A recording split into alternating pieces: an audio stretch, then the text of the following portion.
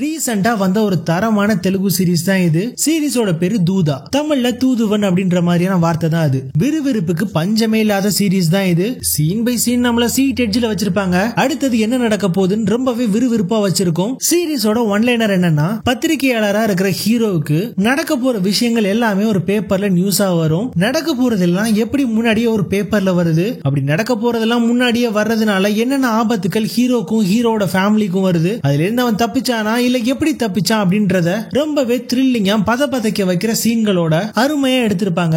அந்த சீரிஸை பத்தி தான் இப்ப நம்ம பார்க்க போறோம். இந்த சீரிஸ் முடிக்கும் போது ஒரு தரமான சீரிஸ் பார்த்த ஒரு ஃபீலிங் வரும், அதுக்கு நான் கேரண்டி. கிட்டத்தட்ட IMDbல 4000 பேர் ஓட்டு போட்டும் 10க்கு 7.8 ரேட்டிங் இருக்கு. அப்படிப்பட்ட ஒரு தரமான சீரிஸ் தான் இந்த சீரிஸ். மறக்காம பார்த்து சேனலை சப்போர்ட் பண்ணுங்க. இந்த சீரிஸ் ஆரம்பிச்சதுமே 9ஆம் தேதி நவம்பர் 2022 காட்டுறாங்க. இங்க ஹீரோவை காட்டுறாங்க. அவனோட பேரு சாகர் வர்மா ஆவுதுரி. இந்த சாகர் வர்மா ஒரு பயங்கரமான ஜேர்னலிஸ்ட். இப்போ ஒரு புது பத்திரிகைக்கு ஒரு சீஃப் எடிட்டரா அங்க ஜாயின் பண்ணிருக்கான். சோ அந்த புது பத்திரிகையோட லான்ச் ஈவென்ட் தான் இப்ப நடந்துட்டு இருக்கு. இப்போ நம்ம ஹீரோ சாகருக்கு அந்த கம்பெனியோட ஓனர் ஒரு பெண்ணை பரிசா கொடுக்கறாரு. ஏன்னா ஒரு ஜேர்னலிஸ்ட்க்கு பயங்கரமான ஆயுதம் அவங்களோட பெண் தான். அதுக்காகவே யாரெல்லாம் அந்த கம்பெனில புதுசா ஜாயின் பண்றாங்களோ அவங்களுக்கெல்லாம் பெண் கொடுத்துதான் அவங்களை வெல்கம் பண்ணுவாங்க. இப்போ சாகர் எல்லாத்துக்கும் நன்றி சொல்லிட்டு இருக்கான். அப்போ அவனோட ஒய்ஃபை காட்டுறாங்க.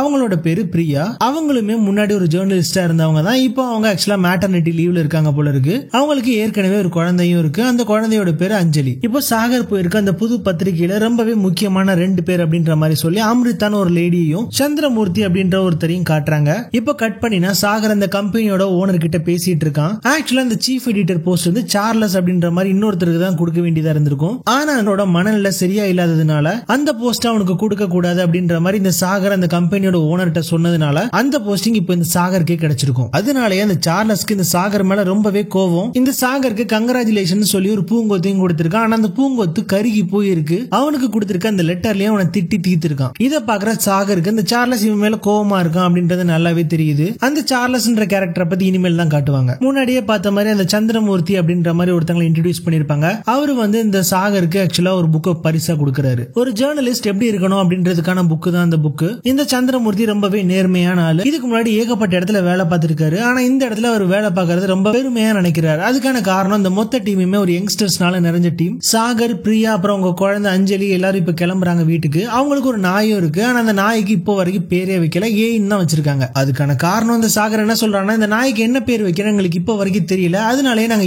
ஏன்னு கூப்பிட்டு இருக்கோம் அப்படின்ற மாதிரி சொல்றான். ராத்திரி ஆகிருச்சு. இப்ப அப்படியே அவங்க வீட்டுக்கு கார்ல போயிட்டு இருக்காங்க. பயங்கரமா மழையும் பெஞ்சிட்டு இருக்கு. இவங்க இப்போ அப்படி கார்ல போயிட்டு இருக்க கார்ல பெட்ரோல் இல்லாம ஒரு இடத்துல நின்றுது. அந்த நிக்கிற இடத்துக்கிட்ட தம் தம் தாபா அப்படின்ற மாதிரி ஒரு கடையும் இருக்குது. ஆக்சுவலா முந்தின நாள் காலையில தான் டேங்க் ஃபுல் பண்ணிருப்பாங்க. ஆனா இப்ப அதுக்குள்ள பெட்ரோல் காலி ஆகிருச்சு அப்படின்ற மாதிரி இந்த சாகர் யோசிக்கிறான். யோசிச்சுட்டு இந்த அம்ரிதான் முன்னாடி பார்த்தோம்ல, அவங்க கிட்ட கால் பண்ணி இந்த மாதிரி பேக்கப்க்கு வேற ஒரு காரையும் கேக்குறாங்க. அவங்களும் கார் அனுப்புறதா சொல்றாங்க. சோ கார் வர்றதுக்கு கொஞ்சம் ஆகும்னு தெரிஞ்சதும் அங்க பக்கத்துல இருக்க கடையில போய் ஏதாவது சாப்பிட வாங்கிட்டு வரலாம் அப்படின்ற மாதிரி இந்த சாகர் மட்டும் வெளியே வரான். அந்த டீ கடையில இந்த பூச்சிகள் எல்லாம் வராம இருக்கிறதுக்கு ஒரு நியூஸ் பேப்பர்ல ஆயில் தடவை இதை ஒட்டி வச்சிருப்பாங்க. இந்த பூச்சிகள் பறந்து போய் அதுல ஒட்டிடுச்சுன்னா அதெல்லாம் நகர முடியாது. அப்படி ஒரு பேப்பர் அங்க இருக்கு. அதுல ஒரு பசில் இருக்கு. இந்த சாகர் வர்மாக்கு ஆக்சுவலா அந்த பசில் மேல ரொம்பவே இன்ட்ரெஸ்ட். அதனாலேயே அந்த பேப்பர் எடுத்து அந்த பசில சால்வ் பண்ணலாம் அப்படின்ற மாதிரி நினைக்கிறான். அந்த கிராஸ்வேர்ட் பசிலுக்கான கேள்வி என்னன்னா, நவம்பர் 9ஆம் தேதி 2022 சரியா 10:45க்கு சாகர் வர்மாவோட கார் தம் தம் தாபா முன்னாடி ஒரு ஆக்சிடென்ட் ஆகியிருக்கும். அந்த ஆக்சிடென்ட்ல அவனோட நாய் செத்து போயிருக்கும். அந்த செத்து போனோட நாயோட பேர் என்ன அப்படின்ற மாதிரி கேட்டிருக்கு.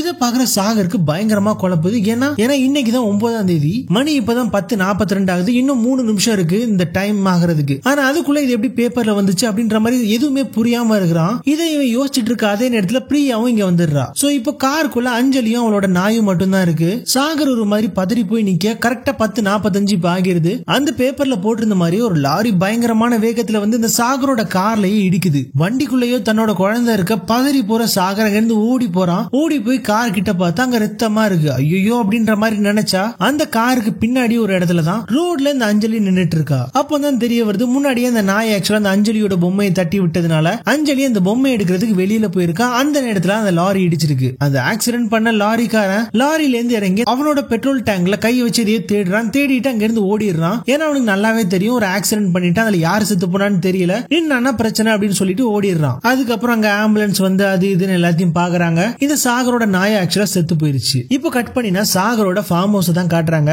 அங்க அப்போ ஆக்சுவலா கரண்ட் இல்ல. அதனால தன்னோட டைப் ரைட்டர்ல இந்த சாகர் அந்த போலீஸ் கம்ப்ளைண்ட் கொடுக்கறதுக்கு டைப் பண்ணிட்டு இருக்கான். அப்போ சாகரோட அப்பா அங்க வந்து வந்து அந்த பேப்பரை கிழிச்சு போடுறாரு. நீ ஜேர்னலிசம் படிக்க கூடாது அப்படின்ற மாதிரி திட்டுறாரு. அப்போதான் நமக்கு தெரிய வருது இந்த சாகரோட அப்பாவுக்கு கொஞ்சம் அல்சைமர் நோய் போல, அதனாலே நிறைய விஷயத்த மறந்துட்டாரு. இன்னுமே சாகர் காலேஜுக்கு தான் போக போறான் அப்படின்ற மாதிரி நினைச்சுதான் அந்த பேப்பரை கிழிச்சு போட்டிருக்காரு. ஏன்னா அவருக்கு இவன் ஜேர்னலிசம் படிக்கிறதுல இன்ட்ரெஸ்ட் இருந்திருக்காது முன்னாடி. சோ இந்த சாகர் வச்சிருக்குது இந்த ஜேர்னலிசம்கான அப்ளிகேஷன் பேப்பர் நினைச்சுதான் அவர் அப்பா அதை கிழிச்சு போடுறாரு. திரும்பவும் இந்த சாகர் டைப்ரைட்டர்ல டைப் பண்ணி போலீஸ் கிட்ட கொண்டு போய் கொடுக்கறான். அந்த இன்ஸ்பெக்டர் பேரு அஜய் கோஷ். ஆக்சுவலா இவன் கொஞ்சம் கரப்டடான ஆளு மாதிரி தான் காமிச்சிருப்பாங்க. அந்த ட்ரக் டிரைவரை எப்படியாவது நாங்க கண்டுபிடிச்சிருவோம் அப்படின்ற மாதிரி இந்த சாகர் கிட்ட இந்த போலீஸ் சொல்லிட்டு போறாரு. சோ இப்ப போலீஸ் அங்க இருந்து போயிட்டாங்க. இந்த சாகர் அவங்க வீட்டு வேலைக்காரங்க கிட்ட இந்த மாதிரி அந்த நாயை நம்ம வீட்டுல புதைக்க வேணாம், பக்கத்து காம்பவுண்ட்ல புதைச்சிருங்க, நான் அந்த ஓனர் கிட்ட பேசிக்கிறேன் அப்படின்ற மாதிரி சொல்லியிருப்பான். ஏன்னா அந்த அஞ்சலி சின்ன குழந்தை, அவளுக்கு இந்த நாய்னா ரொம்ப பிடிக்கும். இப்ப இந்த நாய் இங்க தான் புதைச்சிருக்காங்க அப்படின்னு தெரிஞ்சா ரொம்பவே ஃபீல் பண்ணுவாள். அதுக்காக தான் இப்போ கட் பண்ணினா போலீஸ் அந்த ட்ரக் டிரைவரை கண்டுபிடிச்சிருக்காங்க. அவனோட பேரு கோட்டி. இப்போ அடுத்த நாள் காலையில சாகர் அவனோட ஆபீஸ்க்கு கிளம்பிட்டு இருக்கான். அப்போ அவனோட பொண்ணு வேகமா வந்து இந்த மாதிரி நம்மளோட நாய்க்கு முன்னாடி பேர் வைக்காம இருந்தோம்ல, நான் இப்ப பேர் வச்சிட்டேன் அப்படின்ற மாதிரி சொல்றா.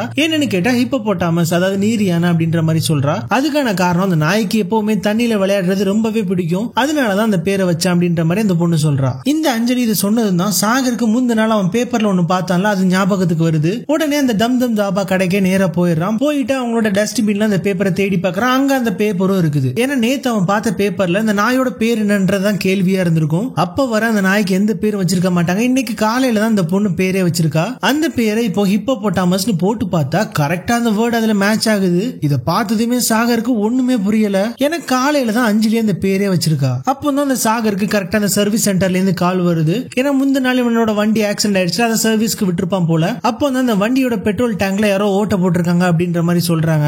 அதனாலதான் ஃபுல் டேங்க் பண்ணிருந்த பெட்ரோல் எல்லாமே காலியாக இருந்திருக்கு. இப்போ அவங்களோட ஆபீஸ்க்கு வர அந்த சாகர் அந்த அமிர்தா கிட்ட பேசுறான். அங்க நடந்தது எல்லாத்தையுமே சொல்றான். இதெல்லாம் ஒருவேளை சார்ல்ஸோட வேலையா இருக்குமோ அப்படின்ற மாதிரி ரெண்டு பேரும் பேசிக்கிறாங்க. அதுக்கான காரணம் என்னன்னா அந்த சார்ல்ஸோட வேலையை தான் அந்த சாகர் காசிப் பேசி இவனுக்கு வாங்கி இருந்திருப்பான். சோ அவன் கடுப்புல தான் இதெல்லாம் பண்ணிட்டு இருப்பானோ அப்படின்ற மாதிரி ரெண்டு பேரும் பேசிட்டு இருக்காங்க. கரெக்டா அப்பதான் அந்த போலீஸ்காரன் அஜய் கோஷ் கிட்ட இருந்து கால் வருது. இந்த மாதிரி அவங்க புடிச்சிட்டு வந்து அந்த கோட்டின்ற ட்ரக் டிரைவருக்கு பெயில் கிடைச்சிட்டு அப்படின்ற மாதிரி சொல்ல, இப்பதான் அந்த சாகருக்கு யாரோ அவன் வண்டியில இருக்கக்கூடிய பெட்ரோல் டேங்க்ல ஓட்ட போட்டதா தெரிய வந்திருக்கும். சோ இது எல்லாமே ஒருவேளை பிளான்ட் விஷயமா தான் இருக்கும். அதனால அந்த ட்ரக் டிரைவர் சும்மா விட்டுறாத அப்படின்ற மாதிரி அந்த அஜய் கோஷ் கிட்ட சொல்றான். அது மட்டும் இல்லாம அந்த இன்ஸ்பெக்டருக்கு 1 லட்சம் ரூபாய் காசும் போட்டு விடுறான், எப்படியாவது அந்த டிரைவர் கிட்ட இருந்து உண்மையை வாங்கிறேன்னு சொல்லி. அந்த ட்ரக் டிரைவர் கோட்டியோ அந்த போலீஸ் ஸ்டேஷன்ல இருந்து வெளியே கிளம்பிட்டான். ஆனா இப்ப சாகர் கிட்ட இருந்து காசை வாங்கின அந்த அஜய் கோஷ் அந்த கோட்டி பின்னாடியே போய் அவன் கிட்ட ஏதோ சிக்னேச்சர் போடணும் அப்படின்ற மாதிரி சொல்லி திரும்ப அவனை போலீஸ் ஸ்டேஷனுக்குள்ள கூட்டிட்டு வந்துடுறான். இப்போ இந்த சாகர் டைரக்டா அந்த சார்ல்ஸ்க்கே கால் பண்ணிடுறான். ஆனா அந்த சார்ல்ஸோ கால் அட்டன் பண்ண மாட்டேங்கிறான். சோ அதனால இந்த சார்ல்ஸோட ஒய்ஃப்க்கு இந்த சாகர் கால் பண்றான். சோ அப்பதான் தெரிய வருது இந்த சார்ல்ஸோட பையன் ஒருத்தன் இறந்து போயிட்டான். அதனாலே இப்போ அந்த சார்ல்ஸ்க்கும் அவனோட மனைவிக்கும் பேச்சுவார்த்தை அந்த அளவுக்கு இல்ல.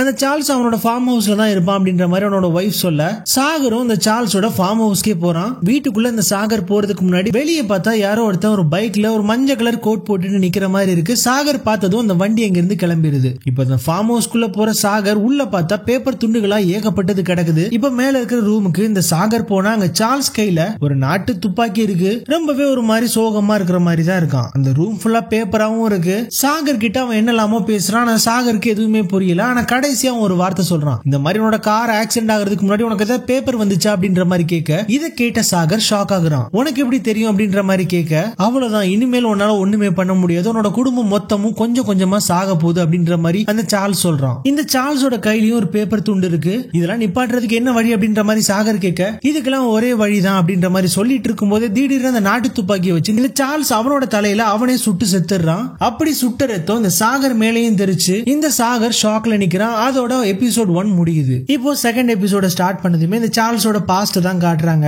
இந்த சார்ல்ஸ்க்கு சில மாசமா ஒரே கெட்ட விஷயங்களா தான் நடந்துட்டு இருக்கு அவன் வாழ்க்கையில. கொஞ்ச நாளைக்கு முன்னாடி தான் அவனோட அப்பா அம்மா இறந்திருக்காங்க. அதை தொடர்ந்து அவனோட தம்பியும் இறந்திருக்கான். இதெல்லாம் நடந்ததுல இருந்து இந்த சார்ல்ஸ் தரையில இருந்து பேப்பர்ஸ் எல்லாம் புறக்க ஆரம்பிச்சிருக்கான். ரொம்பவும் வியர்டா நடந்துட்டு இருந்திருக்கான். ஆக்சுவலா இந்த சார்ல்ஸ்க்கு ஒரு பேப்பர் வரும். அந்த பேப்பர் வந்ததும் அந்த பேப்பர்ல போட்டிருக்க மாதிரி அவனோட ஃபேமிலி மெம்பர்ஸ் ஒவ்வொருத்தங்களா செத்துட்டே இருந்திருக்காங்க. அதனாலேயே அவன் ரோட்ல கிடக்கிற ஒவ்வொரு பேப்பரை எடுத்து எடுத்து பார்ப்பான். ஒருவேளை அந்த பேப்பர்ல அவன் ஃபேமிலி ரிலேட்டடான விஷயம் ஏதாவது இருக்கான்னு பாக்குறதுக்கு. சோ அவங்க அபார்ட்மெண்டோட பிளே கிரவுண்ட்ல சார்ல்ஸ் அவனோட ஒய்ஃபும் உட்கார்ந்து இருக்காங்க. அவங்களோட பையன் விளையாடிட்டு இருக்கான். இப்போ அந்த சார்ல்ஸ் வழக்கம் போல பேப்பர்லாம் பொறுக்கிட்டு இருக்கு. அங்க இருக்கிற ஒரு பேப்பர்ல இந்த மாதிரி அவனோட பையன் ஒரு ஆக்சிடென்ட்ல சாக போறான் அப்படின்ற மாதிரி தெரிய வர, தன்னோட பையன் இவ்வளவு நேரம் இங்கதான் விளையாடிட்டு இருந்தான். இப்ப அந்த பையனை காணும். அந்த பையனை தேடி சார்ல்ஸ் அங்க இங்கேயும் ஓடுறான். அந்த சின்ன பையனும் ஒளிஞ்சு விளையாடிட்டு இருக்கான். அப்ப அவனோட ஃப்ரெண்ட்ஸ் கிட்ட இருந்து ஒளிஞ்சுக்கிறதுக்காக அங்க ஒரு காருக்கு அடியில போய் ஒளிஞ்சுக்கிறான். ஆனா அந்த கார்ல வீல்ல ஏதோ ப்ராப்ளம்ன்றதுனால அதோட ஒரு வீலை மட்டும் கலட்டி அதை ஒரு ஸ்டாண்ட்ல நிக்க வச்சிருக்காங்க. இந்த பையன் பையன் கரெக்டா அந்த காருக்கு கீழே தான் போய் ஒளிஞ்சிருக்கான். இந்த சார்ல்ஸனோட பையனை பார்க்கிங்ல மொத்தமா தேடிட்டு இருக்க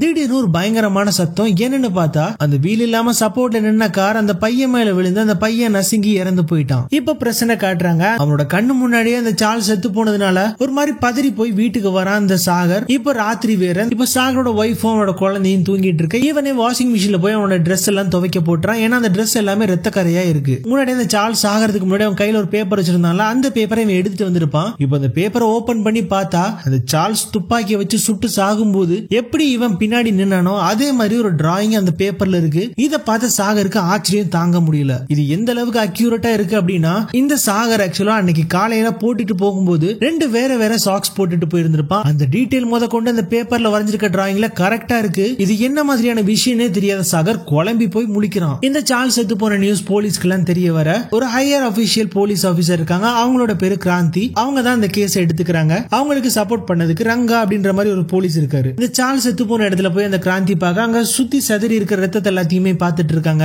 அந்த டோர் கிட்ட யாரோ நின்னு இருக்காங்க அப்படின்ற மாதிரி சொல்றா. எப்படி நீங்க இதை சொல்றீங்க அப்படின்ற மாதிரி அந்த போலீஸ் கேட்க இவங்க யூஸ் பண்ணதும் நாட்டு துப்பாக்கி. அது பயங்கரமான பவர் இருக்கும். அது சுட்டதுனால ரத்தம் பயங்கரமா தெரிச்சிருக்கு. சுத்தி எல்லா இடத்துலயும் ரத்த கரை இருக்கு. ஆனா அந்த கதவு கிட்ட மட்டும் யாரோ நின்ன மாதிரி பின்னாடி ரத்த துளிகள் எதுவுமே இல்ல அப்படின்ற மாதிரி அந்த போலீஸ் சொல்றாங்க. இப்போ அந்த சார்ல்ஸோட போன்ல செக் பண்ணி பார்க்கும்போது முன்னாடியே சாகர் திரும்ப திரும்ப கால் பண்ணி இருந்திருப்பான்ல. அதனால அந்த சாகரோட மிஸ் கால்ஸ் தான் அதுல இருக்கு. அன்னைக்கு காலையில சாகர் ஆபீஸ்க்கு போயிருந்திருப்பான். அமிர்தா கிட்ட எல்லாத்தையுமே சொல்றான். இந்த மாதிரி சார்ல்ஸோட சாவையும் அங்க நான் தான் இருந்தேன் அப்படின்ற மாதிரி எல்லாத்தையுமே சொல்லிட்டு இருக்கான். சோ இப்போ இந்த சார்ல்ஸ் செத்து போயிட்டான் அப்படின்ற மாதிரியான விஷயங்கள்ல நியூஸ்ல வந்துட்டு இருக்கு. அதே நேரத்துல சாகரோட ஆபீஸ்க்கு ஒரு 3 ஸ்டூடெண்ட் வந்திருக்காங்க. இந்த மாதிரி நேஷனல் பிரஸ் டே அப்படின்ற மாதிரி நவம்பர் 16 இருக்கு போல. அதுக்காக ஏதோ ஒரு ப்ரோக்ராம் அவங்க காலேஜ்ல வைக்கிறாங்க. அதுக்கு இந்த சாகரை சீஃப் கெஸ்டா இன்வைட் பண்ண வந்திருக்காங்க. சாகரும் சரி இந்த மாதிரி நான் வரேன் அப்படின்ற மாதிரி சொல்றான். அந்த 3 பேர்ல ஒருத்தர் இருக்கான். அவனோட பேரு சத்யா. அவன் இந்த மாதிரி சாகர் கிட்ட நான் உங்களோட பெரிய ஃபேன், நீங்க தான் என்னோட பெரிய இன்ஸ்பிரேஷன், உங்களோட கம்பெனில வேலை பார்க்கறது எனக்கு ரொம்பவே ஆசை அப்படின்ற மாதிரி சொல்லி அவனோட ரெஸ்யூம் எல்லாம் கொடுத்துட்டு போறான். இப்போ இந்த சார்ல்ஸும் செத்து போயிட்டான்ல. அவனை அடக்கம் பண்றதுக்கு சாகர் போயிருக்கான். முன்னாடியே சார்ல்ஸ் வீட்டுக்குள்ள போகும்போது ஒரு yellow கலர் கோட் போட்டு ஒரு பைக்ல யாரோ நின்று இருப்பாங்கல்ல,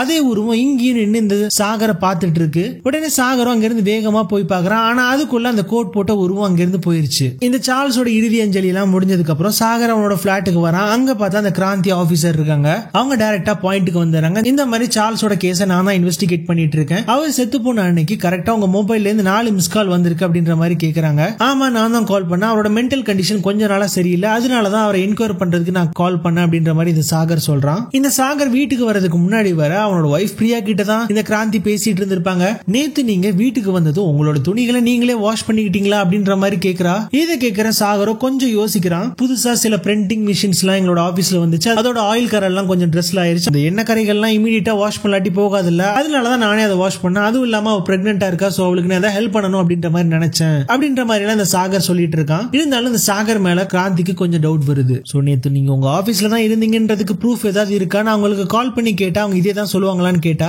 ஆமா அப்படின்ற மாதிரி இந்த சாகர் கேஷுவலா சொல்ல பாக்குறான். சரி அப்படின்ற மாதிரி இந்த கிராந்தி சொல்லிட்டு போறாங்க. போகும்போதே அவங்களோட அசிஸ்டன்ட் ரங்கான்னு ஒருத்தனை பார்த்தோம்ல, அவனுக்கு கால் பண்ணி இந்த மாதிரி சாகரோட நம்பர்ல இருந்து ஏதாவது ஒரு ஆபீஸ் நம்பருக்கு கால் போகுதா அப்படின்ற மாதிரி அவ கேக்குறா. எதிர்பார்த்த மாதிரி அந்த அமிர்தாக்கு இந்த சாகர் காலும் பண்றான். சோ இதை வச்சு பார்க்கும்போது இந்த கிராந்திக்கு இந்த சாகர் எதையும் மறைக்கிறான் அப்படின்றது நல்லாவே தெரியுது. இப்ப கட் பண்ணினா முன்னாடி இந்த ட்ரக் டிரைவர் கோட்டி அந்த அஜய் கோஷ் பிடிச்சிட்டு வந்திருப்பான். அவங்க கிட்ட இருந்து எப்படியா உண்மையை வாங்கிற அப்படின்ற மாதிரி இந்த சாகர் காசு கொடுத்துருப்பான் வேற. அதனாலேயே போட்டு அந்த கோட்டியை பொழந்து எடுக்கிறான் அந்த அஜய் கோஷ். ஒரு கட்டத்துல அந்த டிரைவர் கோட்டியோட ஒரு தங்க பல்ல பாக்குறான். ஒரு ட்ரக் டிரைவருக்கு தங்க பல்லு கெட்டுற அளவுக்கு ஏது காசு அப்படின்ற மாதிரி சொல்லி அவனோட பல்ல புடிங்கி அவனை போட்டு அடி அடின்னு அடிக்கிறான். ஒரு கட்டத்துல அந்த ட்ரக் டிரைவர் செத்தே போயிடுறான். என்ன பண்ணனு தெரியாத அந்த அஜய் கோஷும் அந்த சாகருக்கே கால் பண்ணி இந்த மாதிரி நீங்க சொன்னதுனால அவனை போட்டு நான் அடி அடின்னு அடிச்சு விசாரிச்சேன், ஆனா அவன் செத்து போயிட்டான் அப்படின்ற மாதிரி சொல்றான். ஏற்கனவே ஒரு கொலைய கண்ணால பார்த்த பதட்டத்துல இருக்க சாகர், நான் உங்ககிட்ட அவனை விசாரிக்க மட்டும் தான் சொன்னேன், அவனை நீ கொன்னது ஓன் தப்பு, அதனால நீயே அவனை எங்கேயாவது புதைச்சிரு, என்ன இதுல இழுக்காத அப்படின்ற மாதிரி இந்த சாகர் ரொம்பவே கோவமா பேசிட்டு வச்சிடறான்.